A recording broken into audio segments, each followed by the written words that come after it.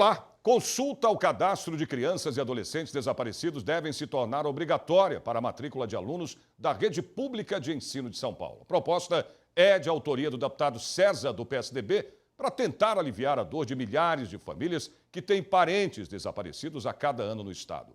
Acesso à cidadania, atendimento qualificado às pessoas transgêneras, travestis e transexuais em situação de vulnerabilidade social. Estes são alguns dos destaques de um projeto de lei de autoria da deputada Érica Malunguinho, do PSOL. Portadores de deficiência visual, um problema que atinge 10% da população brasileira, terão mais facilidade de acesso a restaurantes, bares ou praças de alimentação. É o objetivo de um projeto de lei de autoria da deputada Letícia Aguiar, do PSL, que propõe a instalação de placas em braille em locais onde sejam comercializados alimentos e que também cria o selo Amigo das Pessoas com Deficiência. Já um projeto de lei de autoria do deputado Altair Moraes, do Republicanos, pede a proibição da venda direta ao consumidor do bórax, uma substância química que pode causar queimaduras e intoxicações graves. Tudo por conta de uma massinha chamada slime, que virou febre entre crianças e adolescentes. Veja agora no programa Projetos de Lei. Portadores de deficiência visual, um problema que atinge 10% da população brasileira, terão mais facilidade de acesso a restaurantes, bares ou praças de alimentação. Esse é o objetivo de um projeto de lei de autoria da deputada Letícia Aguiar, do PSL, que propõe a instalação de placas em braille em locais onde sejam comercializados alimentos e que também cria o selo Amigo das Pessoas com Deficiência. Segundo dados do IBGE, cerca de 6,5 milhões de pessoas sofrem de cegueira ou deficiência de visão em todo o país. Nos últimos anos, o acesso desta população a serviços essenciais, como transporte, educação e mercado de trabalho, tem sido incentivado por políticas públicas, instituições e legislação específica, como a Lei Brasileira de Inclusão da Pessoa com Deficiência.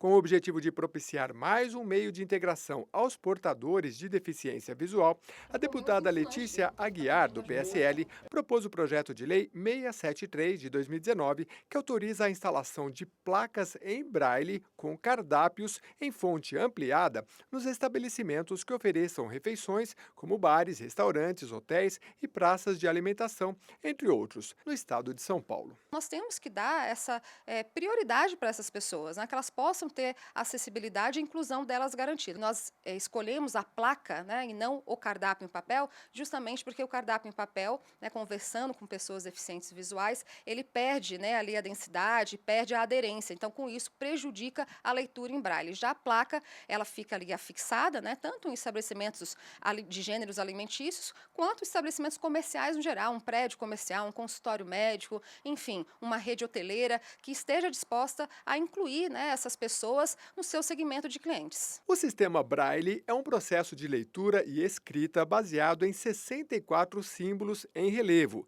Ele é resultante da combinação de até 6 pontos dispostos em 2 colunas de 3 pontos cada uma. É possível fazer a representação tanto de letras como algarismos e sinais de pontuação. A leitura é feita da esquerda para a direita, ao toque de uma das mãos ou 2 mãos ao mesmo tempo. O código foi criado pelo francês Louis Braille, que perdeu a visão no acidente quando criança. Em 1825, aos 17 anos, ele criou o método que seria adotado em todo o mundo. O Brasil foi o primeiro país da América Latina a adotar o sistema, por volta de 1854, pelas mãos de José Álvares de Azevedo, que também era cego.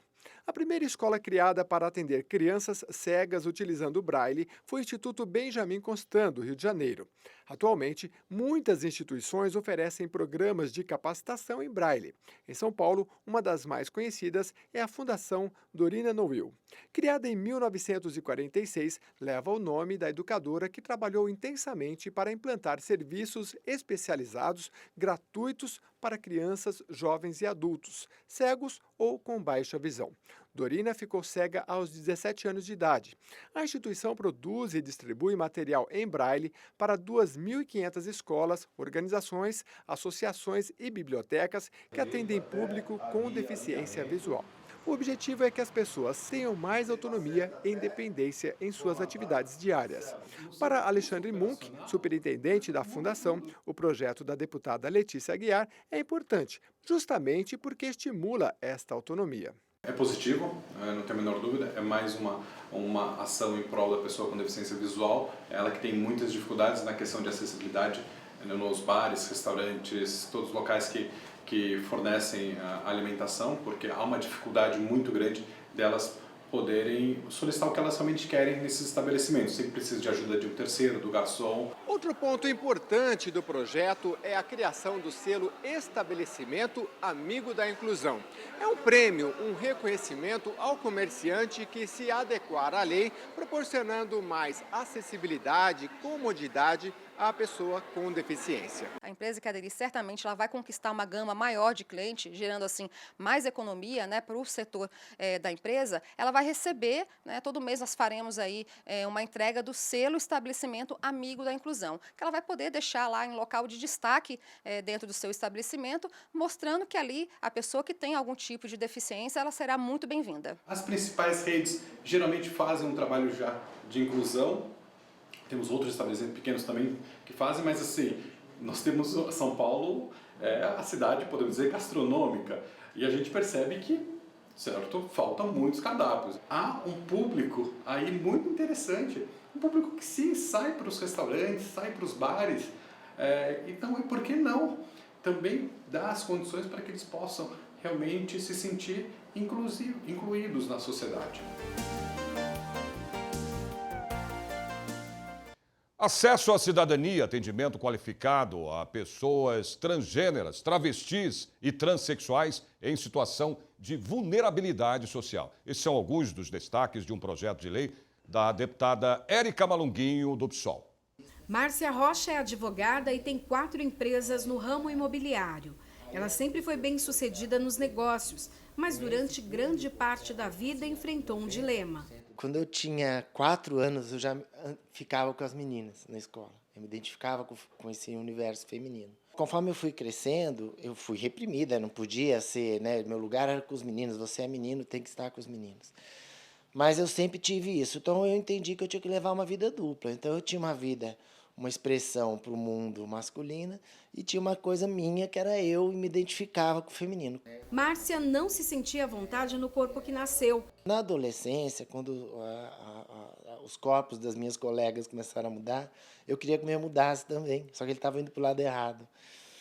Aí eu vi uma travesti, perguntei o que ela tomava, ela me disse, eu comecei a tomar. Lógico que meus seios começaram, depois de um tempo, começou a crescer, formava carocinho, começou a crescer. Meu pai percebeu e me levou no médico para ver o que estava acontecendo. Aí eu tive que contar. E eles me convenceram a parar. Mas só aos 40 anos de idade é que conseguiu deixar de ser Marcos para se tornar Márcia. O processo de transição não foi fácil. E conforme eu fui entendendo, eu falei, gente, é isso que eu sou trans, desde sempre. Porque não existia informação. Quando eu era criança era regime militar, a gente não tinha informação de nada, tudo era censurado, enfim. E aí, conforme foi tendo essa abertura, a gente começou a ter informação, comecei a entender o que acontecia comigo. E aí procurei especialistas que também me orientaram, falaram, olha, você é uma pessoa trans e tudo. Marcos já era um advogado e empresário bem-sucedido quando assumiu a sua condição sexual, meio em que o machismo costuma imperar. Eu acho que a gente precisa ainda, o Brasil precisa muito, o mundo como um todo, mas o Brasil, de políticas inclusivas, compreender a questão trans, que não é uma escolha, que não é um bando de pervertido maluco que contra a religião, tem nada disso. Por ser advogada e empresária bem-sucedida, Márcia não teve problemas profissionais, mas conheceu muitas pessoas em fase de transição que não conseguiram mais lugar no mercado de trabalho. Nós criamos um projeto chamado Projeto Transempregos, que ajuda as pessoas trans a se inserirem no mercado de trabalho. E essas pessoas que têm uma qualificação maior não conseguiam emprego, às vezes, com uma qualificação imensa, experiência e tudo, faz a transição, não consegue mais emprego. E aí nós percebemos isso e em 2014 nós lançamos o Projeto Transempregos, que vem trabalhando principalmente com essas pessoas. Preocupada com a realidade do público LGBT em situação de vulnerabilidade, é que a deputada Érica Malunguinho, do PSOL, criou o projeto de lei 491 de 2019, que institui o Programa Estadual Transcidadania. É um projeto que visa romper um círculo sistêmico de violências e de precarização em relação a essa população. Entendendo, obviamente, que existe uma incipiência em relação a políticas públicas voltadas para essa população, sendo ela a população mais estigmatizada e que passa por mais situações de violências, crimes de ódio, enfim, e vulnerabilidade social. Então, esse projeto visa romper esse ciclo, incidindo exatamente nos processos de exclusão da vida de uma pessoa transexual ou travesti. E isso diz respeito a um processo que interrompe o ciclo do abandono da escola, que interrompe o ciclo, consequentemente, da expulsão do mercado de trabalho. Então, esse programa, esse projeto, ele trabalha nessa perspectiva, garantindo o processo de recuperação do processo de escolarização, de entrada no mercado de trabalho e, obviamente, a saúde também. É muito importante dizer que, embora ele seja um projeto que é objetivamente direcionado a essa população, ele promove um bem-estar que é coletivo. Ele é direcionado para a população transexual e travesti, mas, obviamente, o ganho ele é da sociedade como um todo, porque nós teremos, e a intenção é que tenhamos menos um grupo vulnerabilizado, propenso não só e assujeitado às violências que podem serem acometidas, como também não serem propensas também a ter o espaço da marginalização e desse ciclo da violência como possibilidade de ação no mundo. Eu acho que é um projeto muito importante, ele é um projeto que já tem aplicação na cidade de São Paulo, então a gente acha que é essencial que ele seja estendido para todo o estado, ele mostra uma efetividade, porque ele é um programa continuado, ele tem 2 anos, ele vai falar sobre essas, em especial, mulheres trans retornarem para esse espaço formal de educação. Então, na casa a gente tem experiência, quase 80% das meninas que chegam na casa sem ter concluído o ensino médio foi por questões de violência física e sexual na própria educação. Então, é muito importante a gente ter um programa que amplie essas possibilidades e essa vivência das pessoas trans. Márcia Rocha busca garantir direitos do público LGBT por meio da Comissão Especial de Diversidade Sexual da Ordem dos Advogados do Brasil, Seção São Paulo, onde é membro.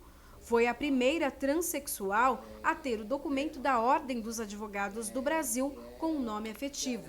Foi aprovado por unanimidade no Conselho Federal da OAB o uso do nome social. Então, há 2 anos atrás, eu consegui o uso do nome social. Com isso, eu passei a poder exigir, né? Chegar no cartório e falar, por favor, me chama na delegacia, onde for, eu tenho nome social, está aqui, na minha OAB, e aí a pessoa me chama por aquele nome, eu tenho o direito de exigir isso, né? Para que você está vamos supor, você está num lugar cheio de pessoas, se chamarem de Marcos e você levantar, é constrangedor, né? Às vezes constrangedor até para quem chama, né? Fica toda atrapalhada, ele chama Marcos e vê uma mulher. Eu acho que precisa haver informação para diminuir esse preconceito que é pura ignorância, para que se possa ter direitos mais isonômicos, mais espalhados para todo mundo de uma forma igual, oportunidades iguais. Márcia se sente privilegiada. Aqui na Casa 1, local que acolhe LGBTs que foram expulsos de casa quando assumiram a sua sexualidade, a realidade é bem diferente. A Casa 1 ela é um centro de acolhida de jovens LGBTs que foram expulsos de casa e também um centro cultural. Em 2 anos, a gente já recebeu cerca de 200 pessoas na acolhida. A gente tem 20 vagas por vez, uma média de 10 pedidos por dia. Então, a gente tem uma equipe de triagem e a gente faz um trabalho 360. Então, tem acompanhamento psicológico, transporte, alimentação, atividades socioculturais, aulas de inglês, espanhol e uma série de outras atividades que também são abertas para público. O mais importante é mostrar para o mundo, mostrar para a sociedade que nós somos seres humanos. Eu pago impostos e não é pouco, eu gero riqueza, eu dou emprego, Por que eu não posso ser quem eu sou, viver do jeito que eu quero? Ser trans é uma característica humana, nada mais.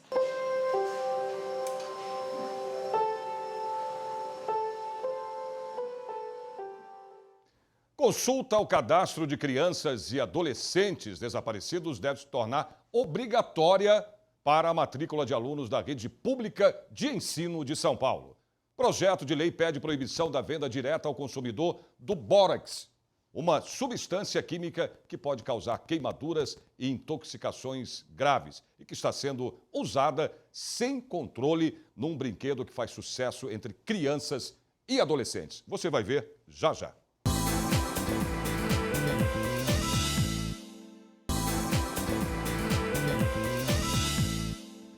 Consultar o cadastro de crianças e adolescentes desaparecidos pode se tornar obrigatório durante a matrícula na rede pública de ensino do Estado de São Paulo. A proposta é de autoria do deputado César, do PSDB, e pode ajudar centenas de famílias que sofrem a angústia da procura de um ente querido.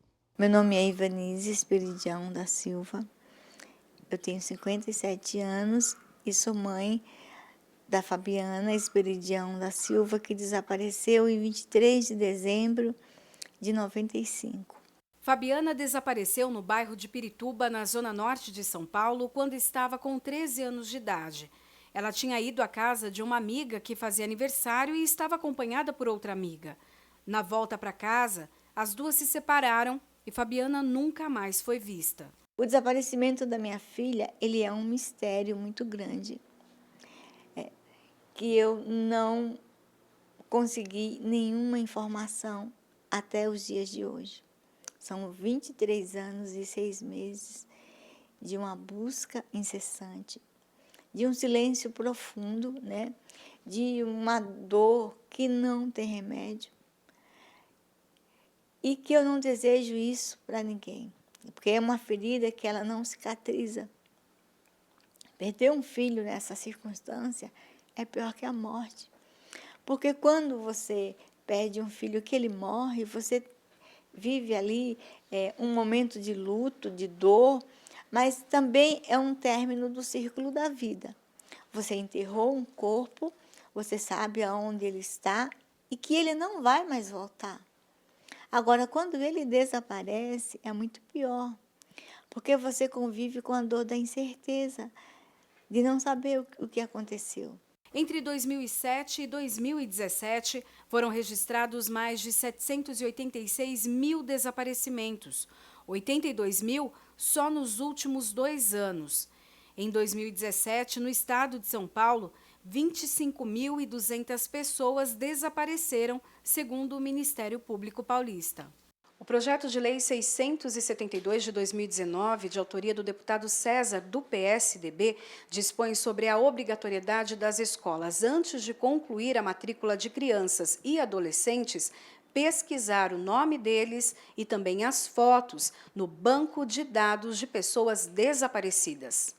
Neste banco de dados tem informações como nome, sexo, idade, nome da mãe e do pai, data de nascimento e do desaparecimento, naturalidade, altura, cor da pele, olhos e cabelos, além de uma foto, que pode ser uma projeção facial que simula a aparência atual. Esse projeto de lei altera a Lei 15.292 de 2014, que define diretrizes para a política estadual de busca de pessoas desaparecidas. É um projeto que visa tirar a dor das pessoas, das famílias que vê o seu ente querido desaparecido. Esse projeto visa que, ao se matricular na escola, a escola busca o banco de dados para ver se aquela pessoa está desaparecida ou não. Ou até para baixar no banco de dados se ela for encontrada, porque às vezes se encontra a pessoa e ela continua no banco de dados. A Assembleia Legislativa de São Paulo, ela coloca aqui os desaparecidos. E a gente tem tomado informações nas entidades que cuidam disso, e eu, como prefeito, eu vi isso muito na minha cidade. Na hora da matrícula, você descobrir que a pessoa estava ali do lado e se matriculou lá na escola e os pais procurando, porque hoje os jovens eles são rebeldes. e aí você acaba descobrindo na matrícula da escola. Esse é meu projeto que vai trazer duas coisas: abaixar o banco, que às vezes a pessoa ainda continua lá, a busca do desaparecido e foi encontrada. Para Ivanise, que já enfrenta 23 anos de saudade e preside a ONG Mães da Sé, que acompanha familiares de desaparecidos, a mudança na lei poderia mudar o rumo de muitas histórias. Esse projeto de lei é fantástico. Quanto mais mecanismos forem utilizados no sentido de tentar identificar uma criança desaparecida, maior é a chance dela ser identificada. E menor é o tempo da angústia, da dor da busca. Projeto de lei do deputado Altair Moraes, do Republicanos, pede a proibição de venda direta ao consumidor do bórax, a substância química que entra na composição de vários produtos de limpeza, higiene e até remédios.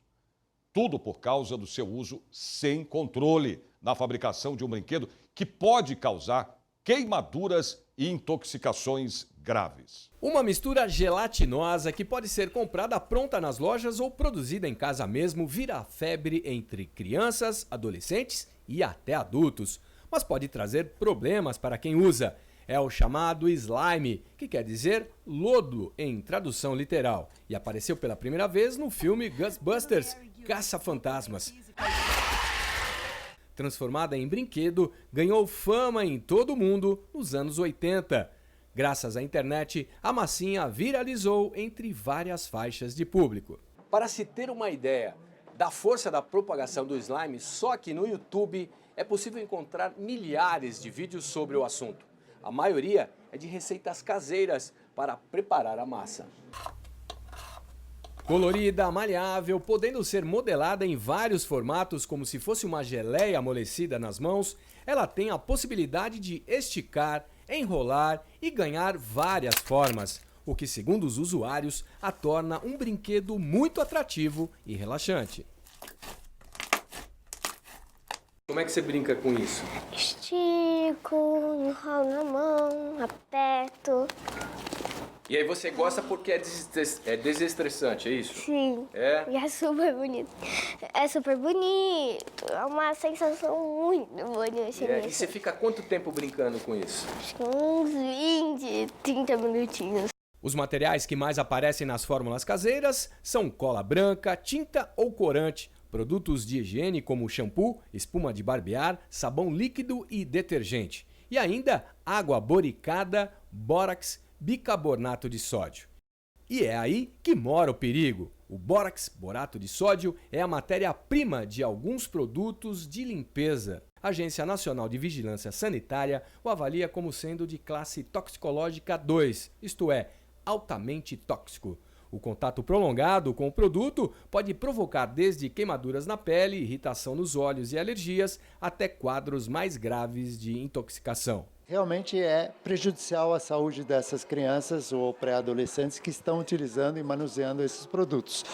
Depende, evidentemente, da concentração de cada um desses produtos ou outros produtos que estão sendo utilizados nessa fabricação do slime, que pode causar sérias queimaduras, intoxicação, vômito ou outras lesões no organismo dessas crianças. Pode levar a um risco de vida dependendo do nível de intoxicação, porque as mesmas lesões na pele podem causar nos órgãos internos. Então, crianças menores que podem levar a colocar esses produtos nos olhos ou nos orifícios ou até engolir, pode causar lesões mais graves internamente. Diante da constatação dos riscos para a saúde, principalmente das crianças, o deputado Altair Moraes propôs projeto de lei proibindo a comercialização das substâncias ácido bórico e borato de sódio ou bórax no estado de São Paulo. No nosso pensamento, é uma questão de saúde pública, meu Deus do céu.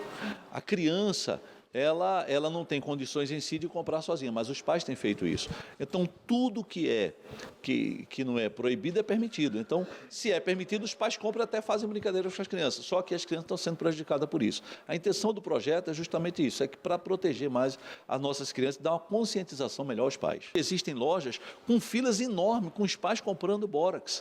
Olha que coisa absurda, uma substância que é altamente tóxica, que prejudica as crianças, está sendo vendida assim à torta e à direita.